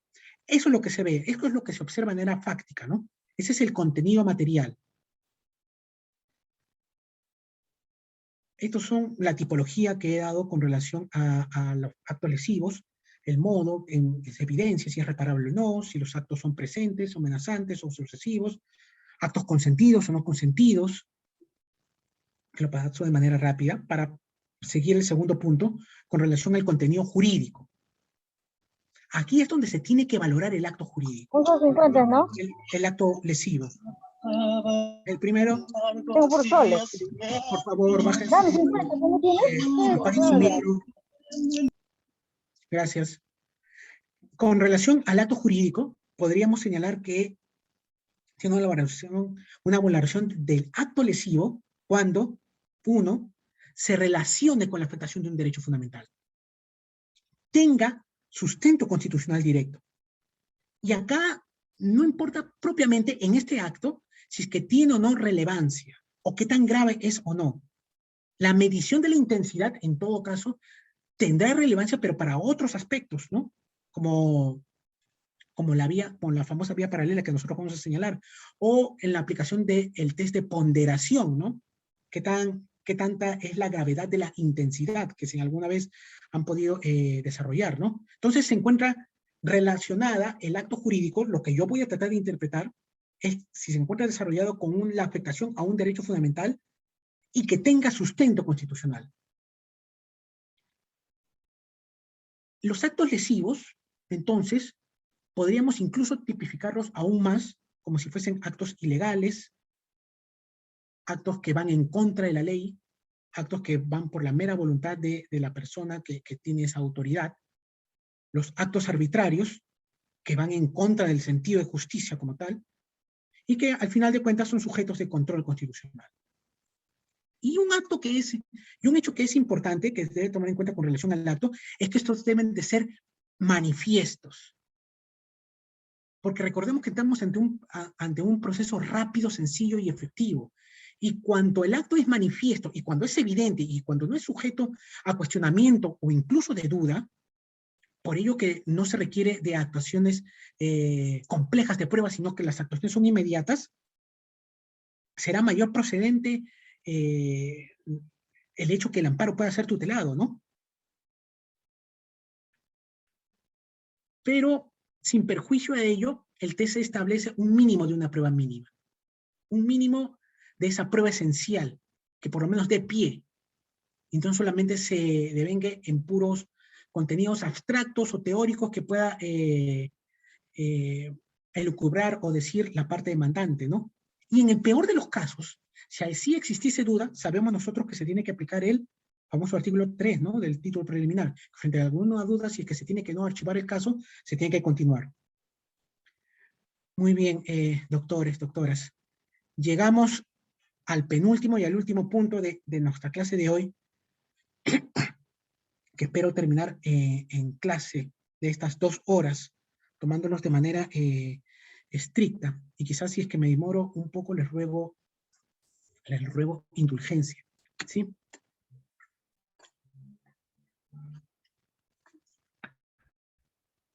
A ver, estos 2 aspectos son muy importantes y son muy recurrentes, y es por eso que se ha elegido en la currícula.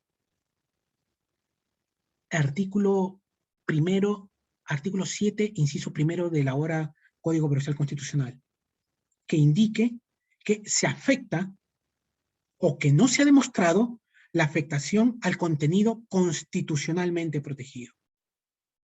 ¿Qué rayos entendemos por contenido constitucionalmente protegido? Porque si se dan cuenta, y de seguro muchos de ustedes han litigado, en el grueso de los casos se declara su improcedencia, y bien declarada, por falta de acreditación del contenido constitucionalmente protegido.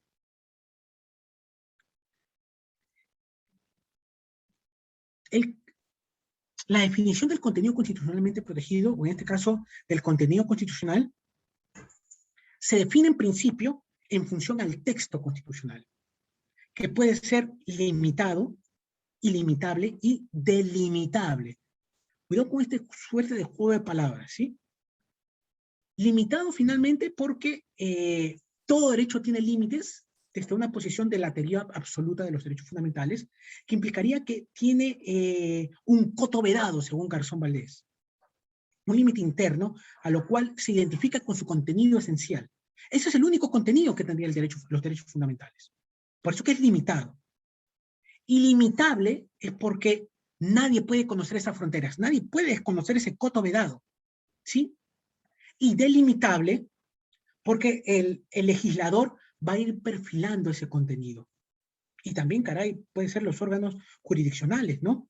Sacando a la luz esos límites internos que no pueden ser violados. Esa es una posición que esgrime el profesor Castillo, entiendo yo, desde esta teoría absoluta de los derechos fundamentales, entendida como un contenido preexistente como tal, ¿no?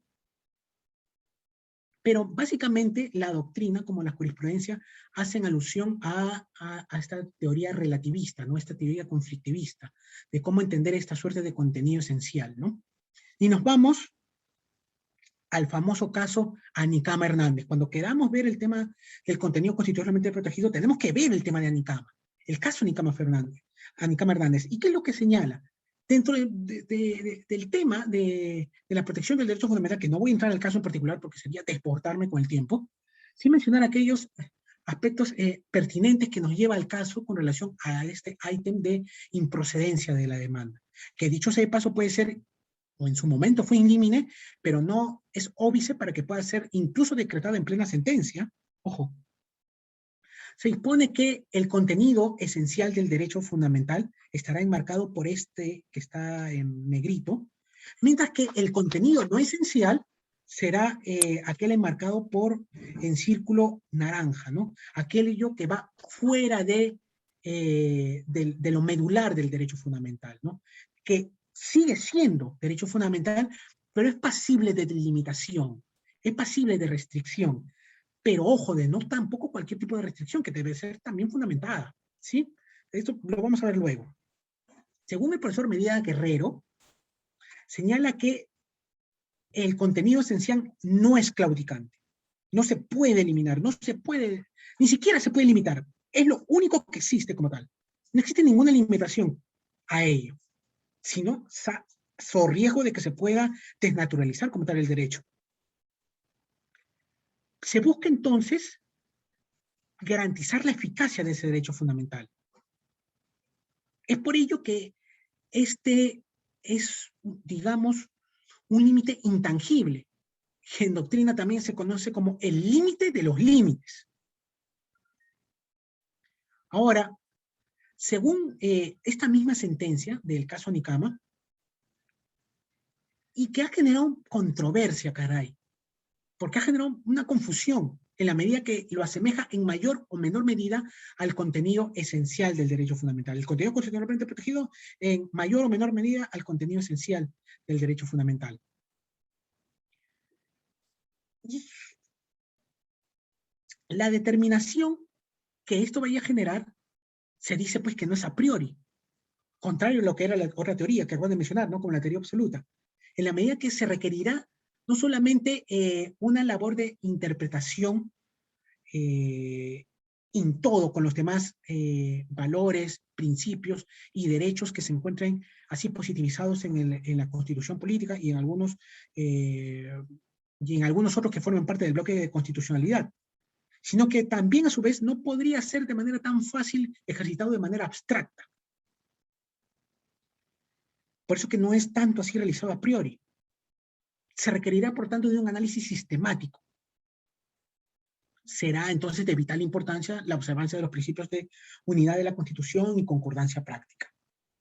Lo que finalmente devenga en la famosa aplicación del principio de proporcionalidad, y en este caso, que siendo el último de estos subprincipios el de la famosa ponderación o proporcionalidad en el sentido estricto.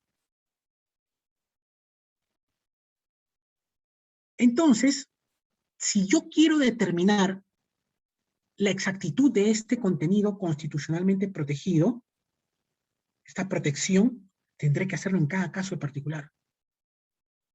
Según la misma sentencia Nicama, existirá pues, para poder llevar a consolidar ello, a entender un poco la diferencia entre disposiciones fundamentales, normas fundamentales y disposiciones jus fundamentales.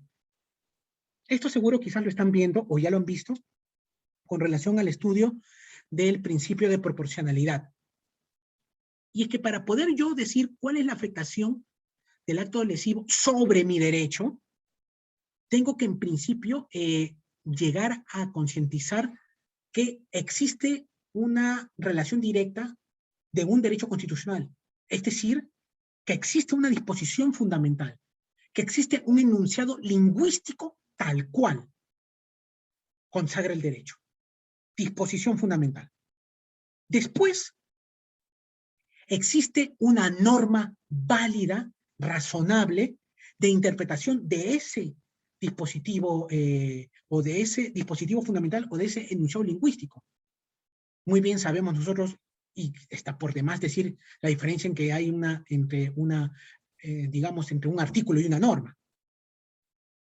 La interpretación que yo voy a realizar, las normas que yo voy a generar, estos actos interpretativos que voy a determinar, para finalmente y en la medida que haya sido válida dicha interpretación, provengan ya en una posición jus fundamental. ¿Qué implicará esta posición jus fundamental? Que acredite que existe un sujeto pasivo, un sujeto activo y un acto en concreto que determine la efectividad de mi derecho. Como por ejemplo, el derecho de una persona a que algún policía en pleno acto de servicio no le quite arbitrariamente la vida. Es una posición de derecho jus fundamental, proveniente de la interpretación de una norma válida, que vendría a ser la protección del derecho a la vida en todo tipo de ámbito y en todo tipo de situación, salvo excepciones expresas que puedan existir, y que provienen a su vez de la consagración de la disposición del enunciado lingüístico que garantiza dicho derecho en la Constitución política, como es, se protege el derecho a la vida y nada más. Es una suerte de escalerita, digamos. Entonces, la garantía jurisdiccional de los procesos de la libertad protegen los derechos fundamentales y no están orientados a la defensa de los creados por el legislador. Esto tener mucho cuidado, porque cuando nosotros planteamos la demanda de amparo, tiene que tener este contenido, este sustento constitucional directo, o en todo caso, de leyes que tengan el desarrollo constitucional de este derecho, y no son amparados derechos provenientes del legislador o de los actos entre privados, sino que tengan su sustento constitucional directo.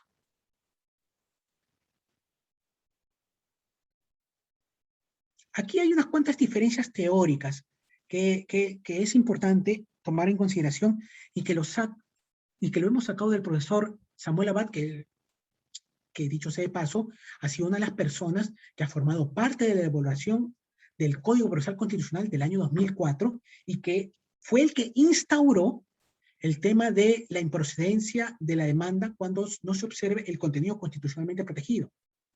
Y aquí hizo la diferencia muy clara entre contenido constitucionalmente protegido y el contenido esencial. Y el autor del Código Procesal Constitucional del 2004 señaló que el contenido constitucionalmente protegido es de un análisis dentro de un contexto o de una connotación eminentemente procesal. Es decir, que para determinar su procedencia se determinará o se tendrá que observar la existencia de la invocación de un derecho fundamental, con independencia o no si es que ha sido o lesionado. O sea, basta que exista una referencia a un derecho fundamental, el contenido constitucionalmente protegido. Pero en el contenido esencial, la historia cambia, porque sería básicamente con relación al pronunciamiento que yo quiera obtener en el fondo del proceso, en la sentencia misma, a fin si es que se ha vulnerado o no ese límite limitado, ese límite que ya no se pueda llegar a desnaturalizar, ni mucho menos limitar aún más, en alusión, claro, al principio de proporcionalidad. Entonces, ese vendría a ser este juego de palabras que existe. Sin embargo, y de manera lastimosa, eso no es así. Eso no es así. Porque muchas veces esta diferencia que podría ser tan sencilla, en la teoría no lo es. Y se acredita como lesión o como causal de procedencia para que se declare fundada la demanda, ya ni siquiera improcedente, la evidencia de la vulneración del contenido constitucionalmente protegido y también del tema de la trascendencia constitucional, que eso lo vamos a ver luego, que no es menuda cosa, no es poca cosa.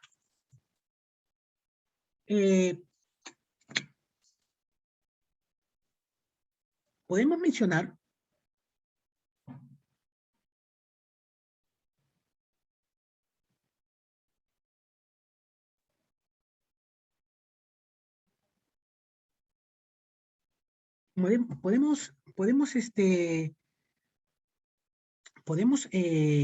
mencionar algunas cuantas comprensiones que tengamos del contenido constitucionalmente protegido. Aquí no quiero correr mucho, pero tampoco no quiero dejar sin contestar estos aspectos tan trascendentales. Y por eso les ruego unos cuantos minutos de su atención, quizás después de la hora terminada, después de la hora programada. Porque esto es lo fundamental, caray. ¿Cómo es que se procede mi demanda de amparo? Pautas para la comprensión que he elaborado con relación a la afectación del contenido constitucionalmente protegido. En principio, si es que se afecta la literalidad de la disposición constitucional, se está vulnerando el contenido esencial y por ende también el contenido constitucionalmente protegido. Si se vulnera la literalidad del derecho consagrado en la Constitución, automáticamente se es permisible la protección del derecho a través del amparo. La interpretación razonable del derecho. En este caso tampoco no deberá observarse que la detracción de las normas haya obedecido a una suerte de las normas que van a servir como fundamento a esta posición fundamental, que evidencia una coherencia normativa de su interpretación. Coherencia con relación a todo este bloque de constitucionalidad. Y que no sea, por ejemplo, contrario, ya sea a una concretización que pueda dar la jurisprudencia de la Corte Interamericana, ¿no? En la interpretación de algún derecho, como por ejemplo del derecho a la libre contratación, que pueda tener acá que pueda estar desarrollado aquí en la legislación. Digamos, una suerte de control de convencionalidad, para finalmente acreditar esta posición fundamental. Pero ahí no acaba la cosa. A su vez, para acreditar el contenido constitucionalmente protegido, tengo que acreditar que el acto sea ilegal, o que el acto como tal sea arbitrario, que ya hemos estado viendo. Que la elección al contenido constitucionalmente protegido, que la lesión al derecho fundamental tenga de una intensidad relevante, caray, para poder proceder las demandas o la tutela de los derechos fundamentales. No es que siempre se requiera que la afectación o la intensidad de la afectación sea grave, súper grave, pero sí por lo menos para evidenciar este contenido constitucionalmente protegido, que tenga una intensidad relevante en el caso. Que no se tiene legitimidad en la limitación del derecho. Y es que, más allá de que la persona no tenga ese poder de limitar el derecho fundamental, no tenga esa legitimidad como tal, a su vez el acto que limita ese derecho fundamental mío, no busque proteger otro derecho fundamental, ni otra finalidad constitucional. Entonces ahí se estará evidenciando también la protección del contenido constitucionalmente protegido, de mi contenido.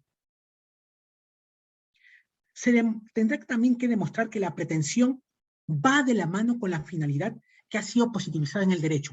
Es decir, tendré que recurrir, en todo caso, a este famoso diario de debates, en el mejor de los casos, sobre los cuales han originado los motivos o cuáles son los valores o cuál es la finalidad por la cual dicho derecho se ha concretizado. Y que a su vez, estos motivos, esta famosa exposición de motivos, pueda hacerla también de alusión mía e indicar que ese mismo supuesto se da en mi caso y que se afecta a mi derecho.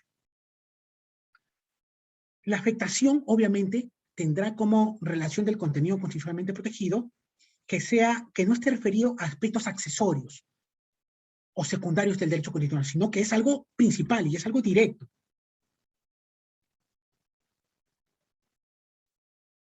Aquí hay otro tema también con relación al contenido constitucionalmente protegido.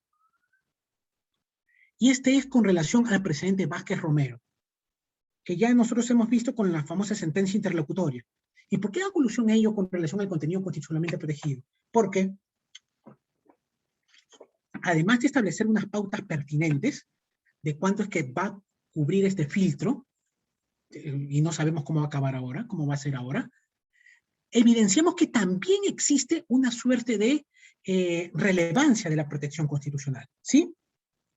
¿Qué es lo que señala? Que carezca de fundamentación la supuesta vulneración, que la cuestión de derecho contenido en el recurso no sea de especial trascendencia constitucional, ojo con el tema de la especial trascendencia constitucional, que se contradiga un precedente o que haya sido dado de manera discriminatoria en casos anteriores. No me quiero abocar mucho en los otros casos porque el tiempo me gana, pero sí con el tema de la especial trascendencia constitucional, porque los demás ya lo podemos conocer, ya sabemos cuáles son. Pero ¿qué rayos se entiende por la especial trascendencia constitucional? Caray, no me especificas bien qué es el contenido constitucionalmente protegido de manera clara y ahora lo ahondas con la especial trascendencia constitucional. O sea, me haces un lío tremendo. En ambos, nosotros podemos decir que se encuentran mimetizados, se encuentran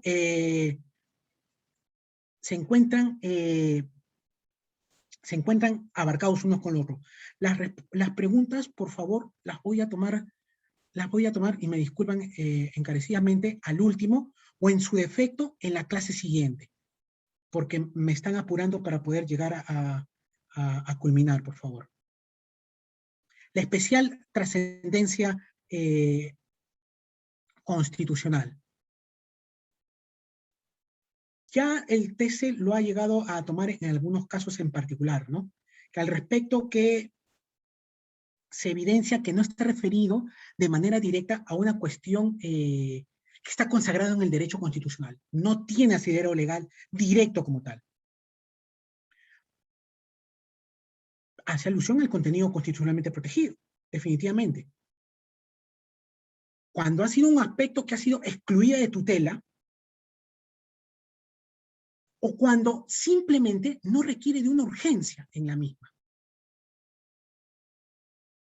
La especial trascendencia constitucional evidenciará también que se haga alusión para efectos prácticos, porque en la jurisprudencia del tribunal no es tan claro, a una sentencia del Tribunal Constitucional Español que les insto a que puedan tomar en consideración y que les va a ayudar mucho con relación a la procedencia de la demanda de amparo, con relación, entiéndase, a la especial trascendencia constitucional. Y es la sentencia 155-2009 del Tribunal Constitucional Español, en su fundamento jurídico 2. ¿Y qué se entiende por la especial trascendencia constitucional? A efectos que el recurso de amparo pueda ser viable ante el TC. Y este es que el mismo caso plantea un problema de una faceta de un derecho fundamental que no haya sido recogido en la doctrina o en la misma jurisprudencia. Que se requiera o que mi acto que yo estoy presentando de vulneración acredite una reflexión al Tribunal Constitucional para que pueda cambiar de parámetro con relación a su propia doctrina constitucional. Una reflexión interna, digamos.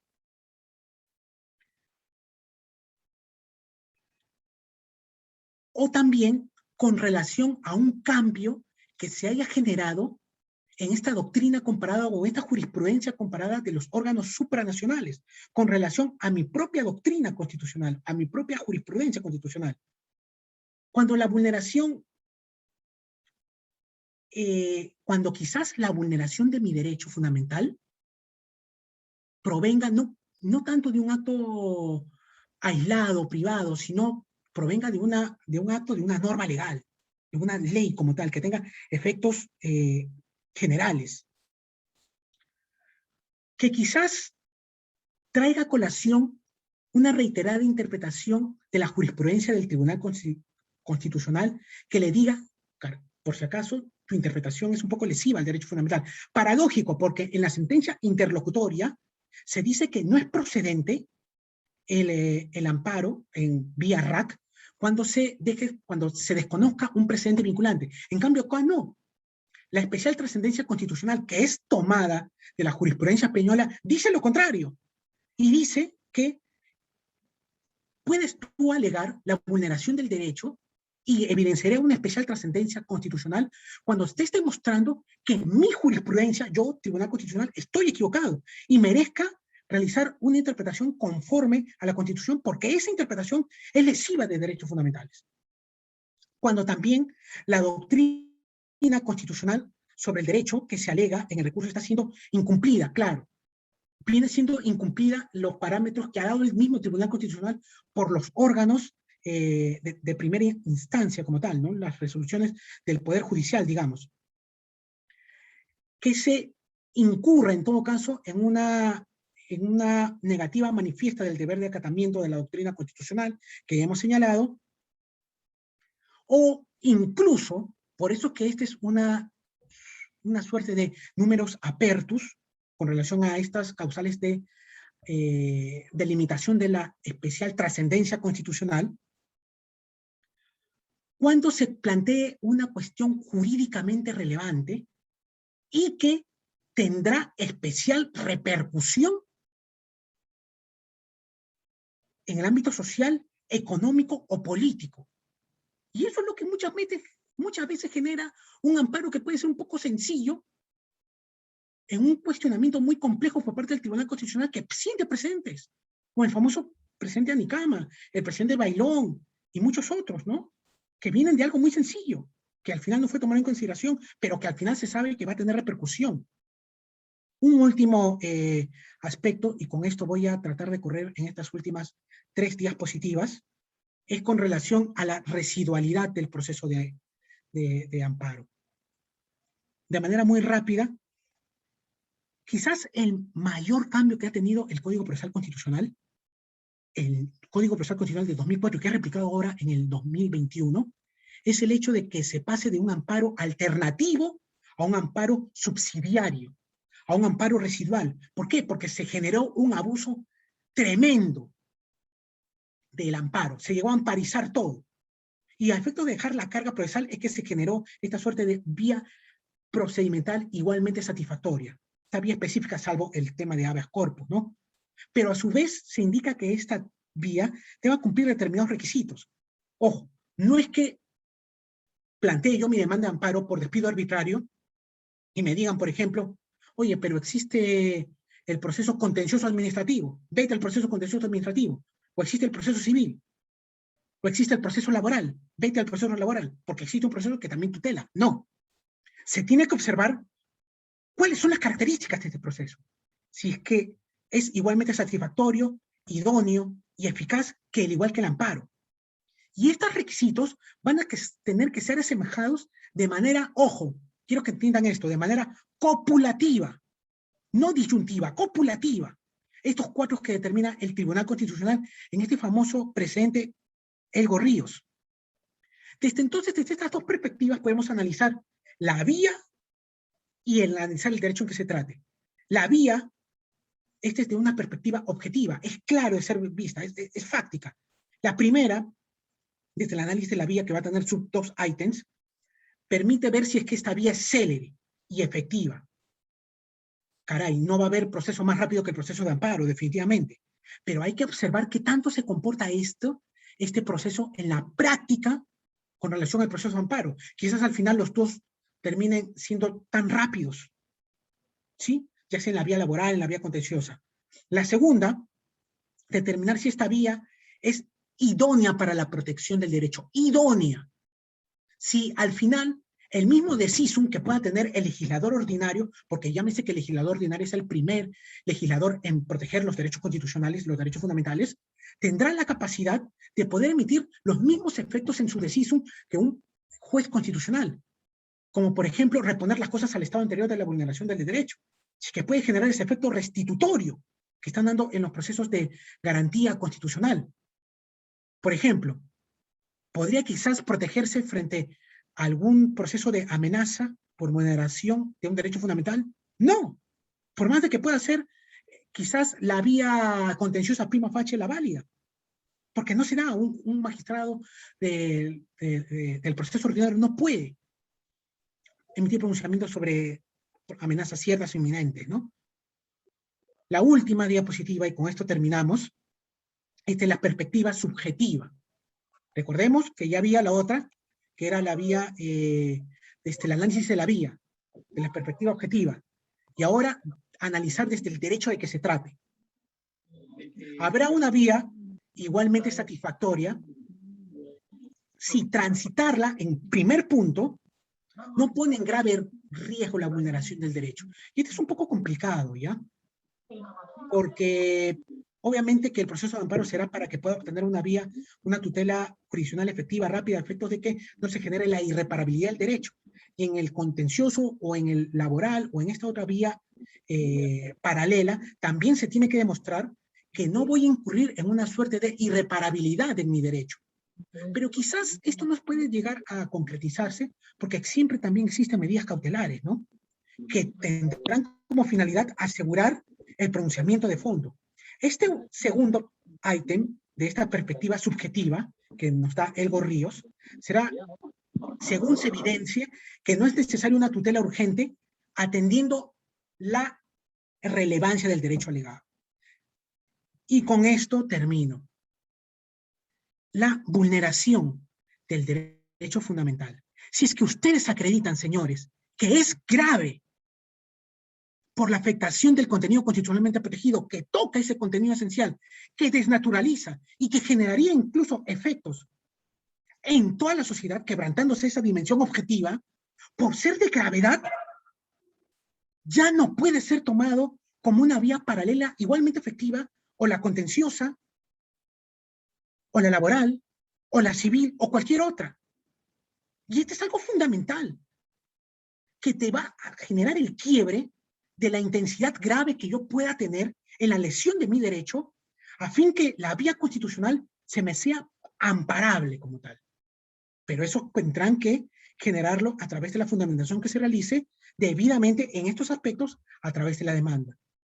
Bueno, hasta aquí sería mi participación. Realmente Muchas gracias, doctor. por todo. Muchas gracias, Sí, gracias. por la Muchas generosidad. gracias. Veo Gracias, que doctor. hay algunas preguntas, me van a disculpar realmente.